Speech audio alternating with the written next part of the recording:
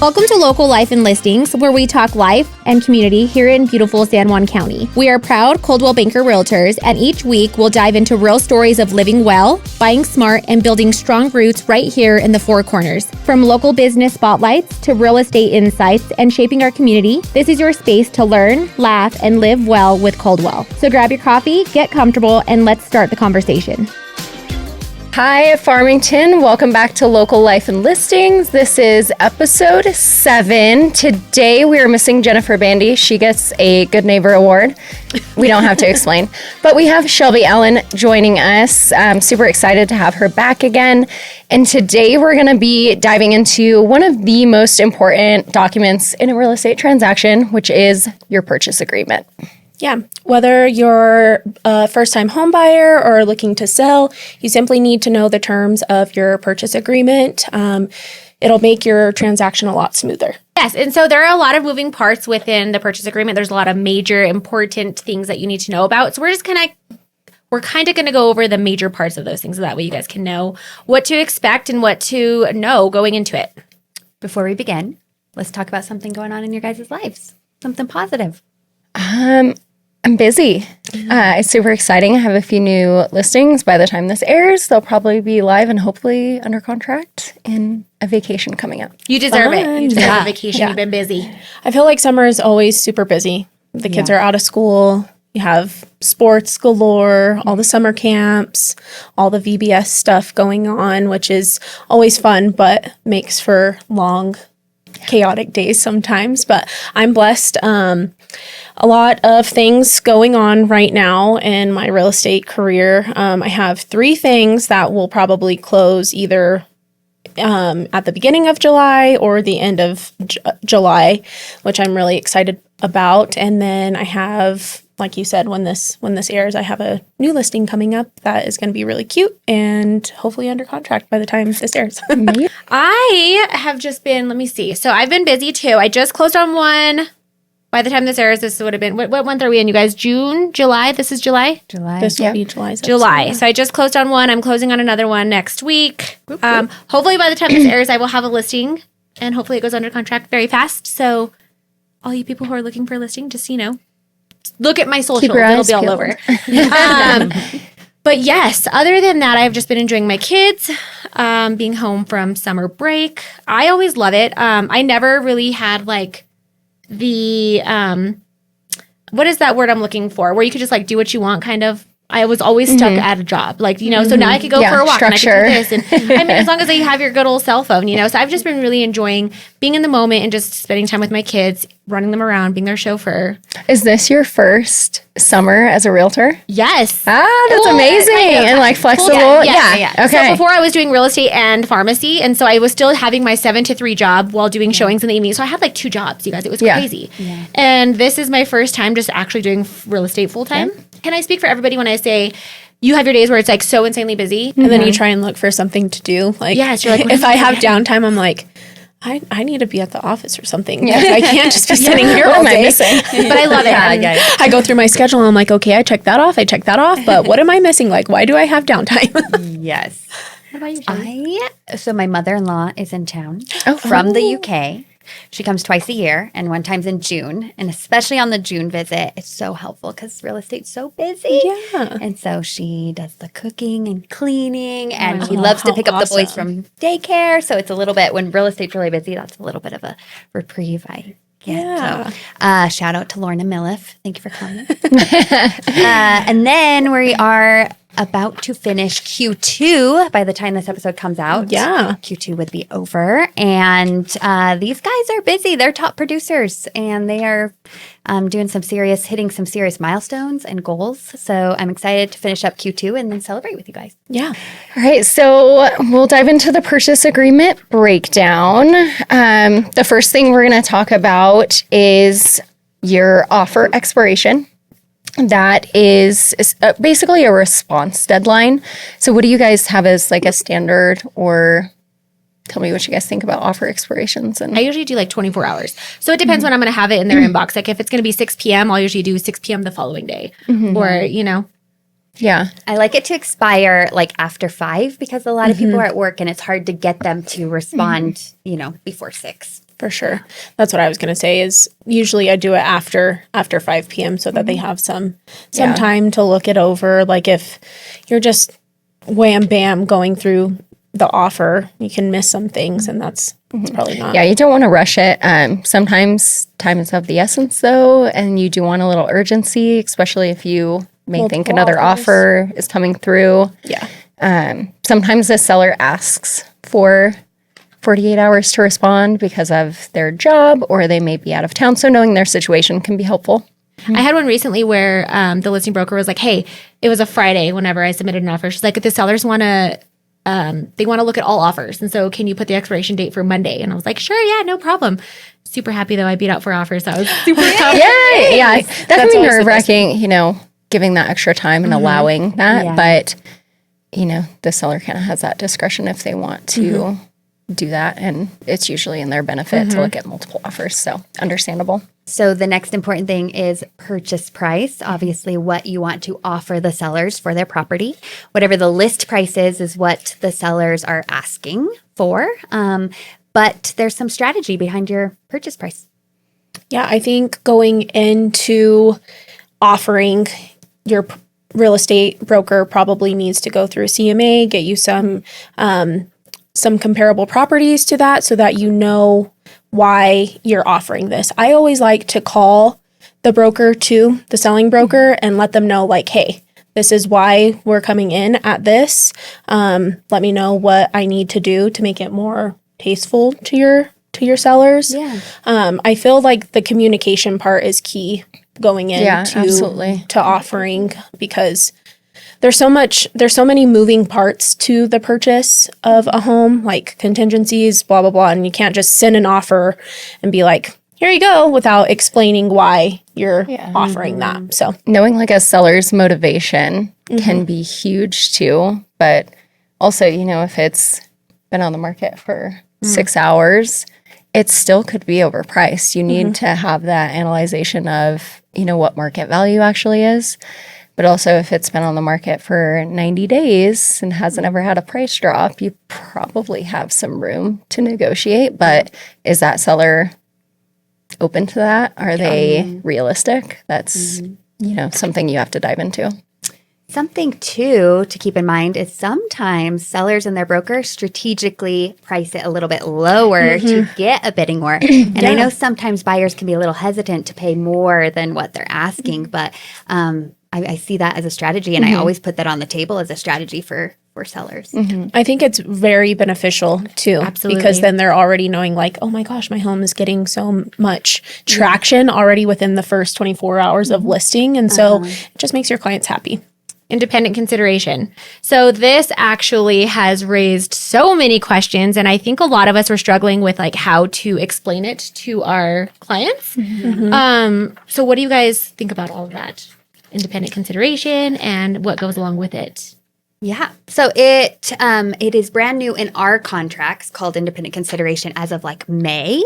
So if you bought a house previous to May, maybe you did a TOM fee, but you did not hear independent consideration when you were going over it with your broker. But it makes a binding contract and it's money that you offer directly to the seller for accepting your offer.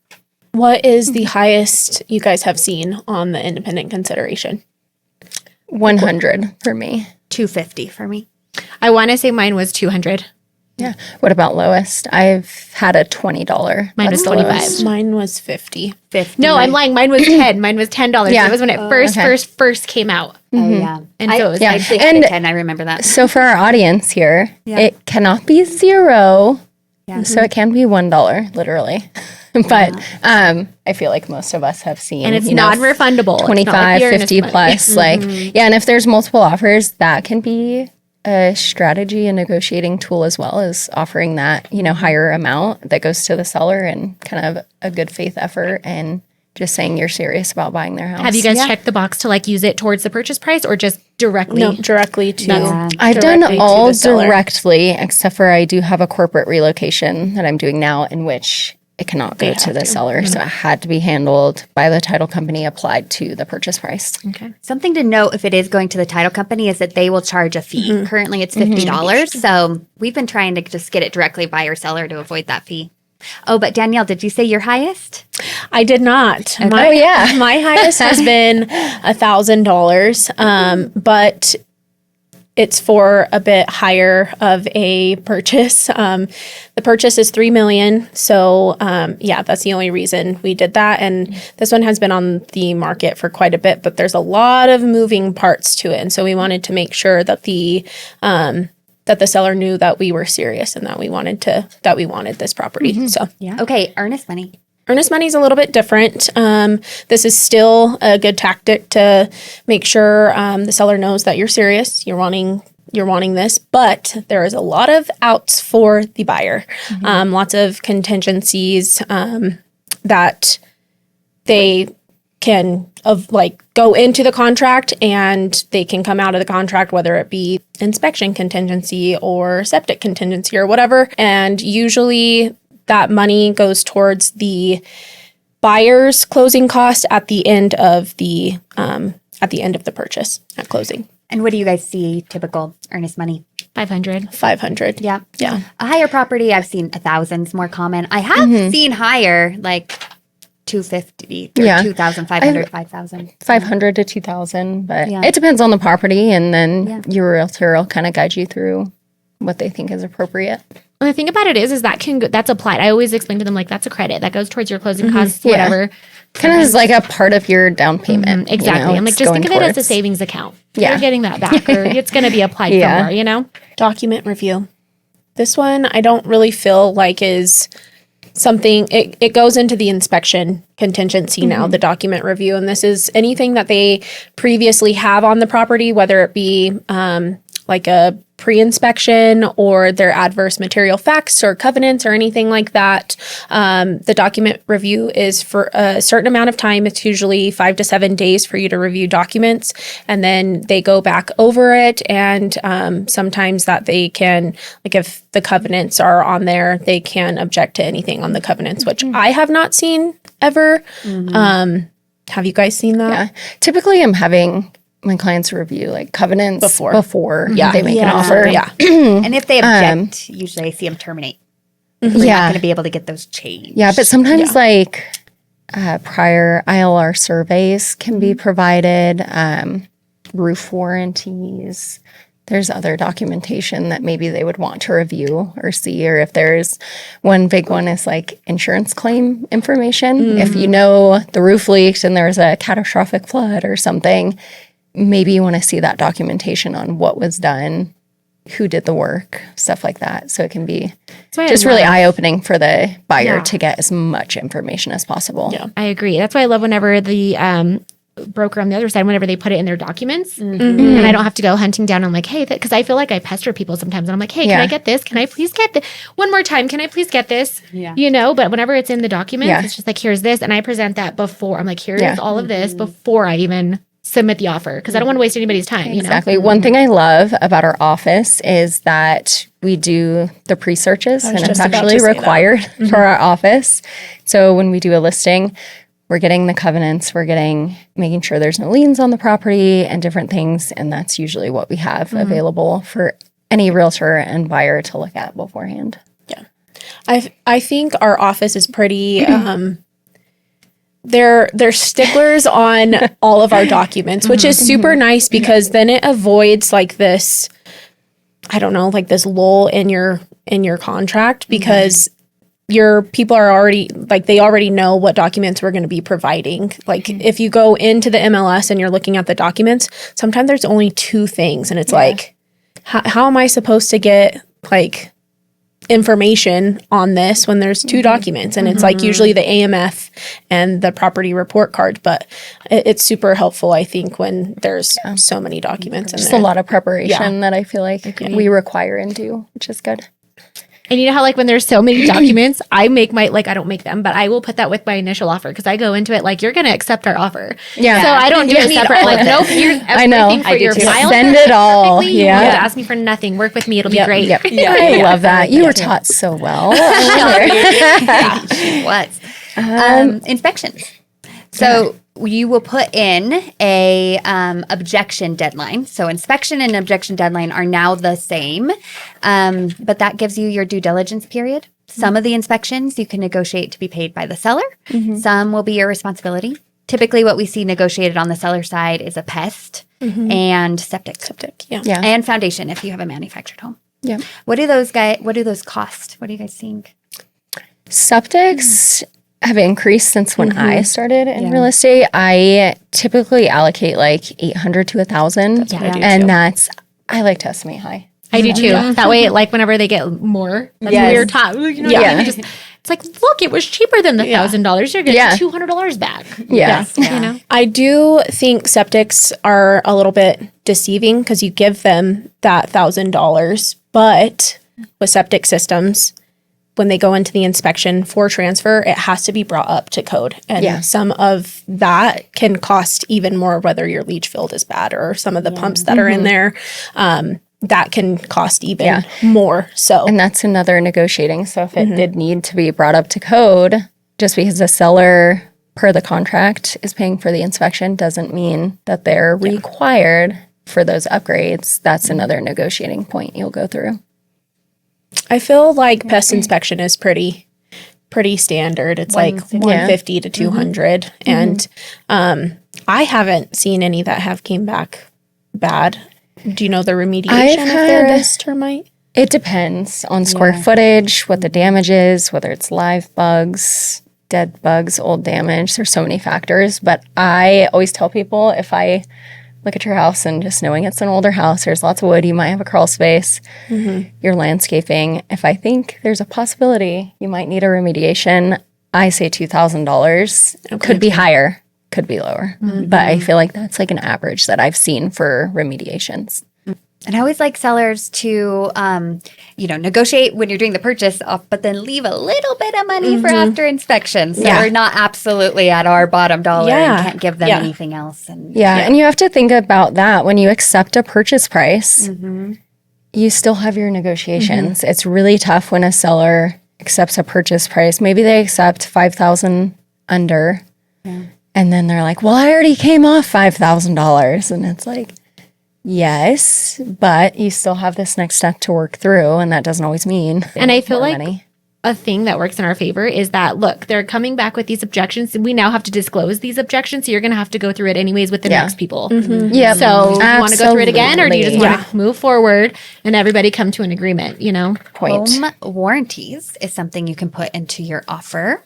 Or negotiate it after inspection. But a home warranty specifically will cover appliances, some of the like heating, cooling. They're usually about $1,000, but it'll cover you for a year for the $1,000. Something to note, it is like an insurance, and there's a lot of fine print. And each time you call on an item, there's usually a service fee. But if it's an older house and heater's end of life, the appliances are end of life, it's kind of a peace of mind. You can throw in with your offer, or after the inspections, you can try to negotiate that also. Yeah, I've seen a lot of people put that in their listing, like the seller is willing to offer a home warranty too. So, since we're on the topic of home warranty, insurance as well. You simply just need to get insurance on your home because there is a insurance contingency also. It's usually 15 days. And you simply just need to get insurance and make sure that your home is insurable, because now in San Juan County, there's a lot of fire zones now too, mostly in the foothills area, but whether it be fire zone or a flood zone, you need to make sure that you're able to get insurance on your home before you're actually purchasing. So, yeah, you can do what's called a clue report too. Have you guys heard of this? No, I haven't. So you can ask, I think, an insurance broker or whoever for a clue report, and it'll tell you if there's been any insurance claims within X amount. I think that's what it's called. Hopefully, don't quote me on that. But yeah, it's super helpful. And then I ran into, like you're saying, like the wildfire zones, trees. Like if you have big cottonwood trees 10 feet from your house and they're overhanging over your roof, it's going to be an issue now. Like it will be. You're going to have that tree trimmed. So something to think about as a buyer, but also a seller, because that's something you're going to have to work hand in through. hand, And just because the seller has insurance and they have no problems now, when a buyer goes to get insurance and they're sending an adjuster out to look at the property or walk the property, it can definitely affect things, your pricing. And then I've had one where it closed. They were able to get their quote, get insurance. We closed. This was my seller, so not my buyer, but they were calling me about 2 months after because their insurance dropped them.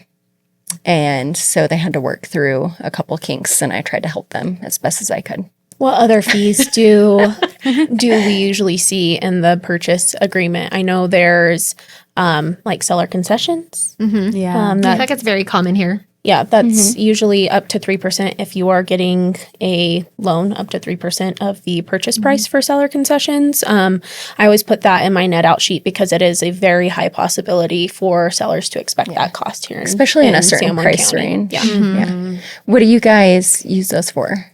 To buy down your rate? For the down payment? What are your buyers asking? Why do they ask for closing cost assistance? Mostly to buy down rate, I feel like, and for closing, like their closing costs. A lot of people don't have that upfront money to put down for the closing cost. And the title fees, usually they're a little bit more on the buyer side because if you are going through a loan, you have your loan fees, your title fees, all of that stuff. And it can get pretty expensive. And so I feel like most of the time they're using it for either buying down their rate so that their payment on their home is a little bit less, or they're using it towards their closing costs because they don't have a lot of money up front to be coming in to closing with. So I agree. Hit the nail on the head. Yeah, perfect. I was literally going to say that. Took the words right out of my mouth. What are some of the title fees? So we can run through those really quick. Like you're going to have recording fees. Yeah. Buyer and seller, you're going to mostly usually buyers, unless you're a seller and having to do like a sole and separate or power of attorney or something. wiring But- fees if you're out of state. Yeah, and for your can't- funds. Mobile notary. Mobile You're out notary. of state. Yeah. The closing fee, usually it's typical in our area that you split that. Owners, the title insurance, that is common to be paid by the seller. Title commitment fee, doc prep fee, I think is now a thing at San Juan Yep. Title. All of those are negotiable, but Independent there's consideration. we see a lot of the same trends, I feel like, in our area. Oh, property taxes. That's that's that's a put on good there one. too. Yeah. And we estimate prorated. those at you usually look at, your offer price, what they're estimated at. It's not saying they're going to be that much. They could be higher, they could be lower. But And that's estimated on the MLS. So you know what you're roughly going to be paying when you go into purchasing. And when you're the buyer, it gets credited Credited. towards you. The seller's going to credit you for the portion of the year that you purchased the house, and then it'll be your responsibility to pay for the whole year. Yep. Yeah. So it's a credit for a buyer. You'll have to disclose to the other side what type of loan you are doing, or financing, or cash, or if you need to sell your house first, or if your funds are in a 401k, or basically how you're going to pay for it. And that tells the seller and their broker kind of what requirements are for the house. If it's FHA, if it's a government loan, there'll be different requirements than if it's conventional or cash. yeah, it can definitely affect the process and just certain details. So that's a lot of stuff. I think we did the major things.